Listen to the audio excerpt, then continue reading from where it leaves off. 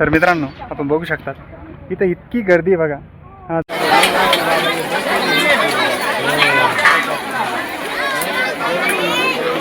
तर नमस्कार पब्लिक, कसं आहे? एकच नंबर ना. तर बघा आजचं वातावरण कसं आहे बघा मित्रांनो, किती भारी वाटतंय ना. इथं दर्शनासाठी आल्यानंतर इतकं भारी वाटतंय.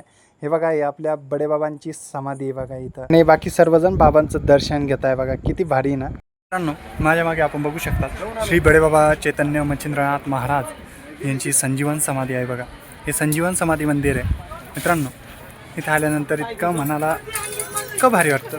खरंच खूप शांती जर कधी कुठं भेटत असेल तर या देवस्थानांवरती भेटते बघा. आपण बघू शकतात हे जे इथं डाळिंबाचं झाड आहे, या डाळिंबाला छोटे छोटे डाळिंब पण आलेले होतं. आता या डाळिंबाच्या झाडाला धागा बांधण्याचं खूप मोठं एक हे आहे बघा.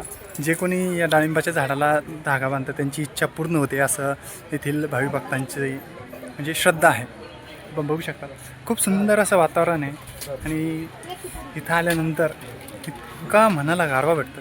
खरंच खूप भारी मित्रांनो. आता आम्ही जे तर ते खाली चाललेलो आहे बघा. कुठं धोंडाई माता मंदिर जे की इथं खाली आहे, तर त्या मंदिराच्या दर्शनासाठी चाललेलो आहे. हे बघा मित्रांनो, हे जे तर हेच ते मंदिर आहे. याच मंदिराबद्दल मी व्हिडिओ टाकला होता आपल्या यूट्यूबवरती, आणि याच व्हिडिओला बऱ्याच लोकांचा प्रतिसाद भेटला. आपले खूप छान असे व्ह्यूज केले बघा. तर म्हटलं चला एक मोठा व्हिडिओ देखील बनवून घेऊ.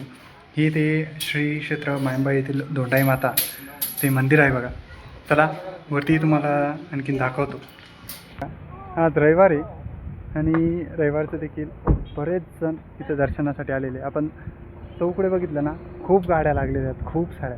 म्हणजे देवाच्या चरणावरती श्रद्धा काय, कुणाला तरी काहीतरी अनुभव आला असेल म्हणूनच इथं एवढी गर्दी होते. आपण पण नक्कीच श्री बडेबाबांच्या किंवा नवनाथांच्या दर्शनाला या.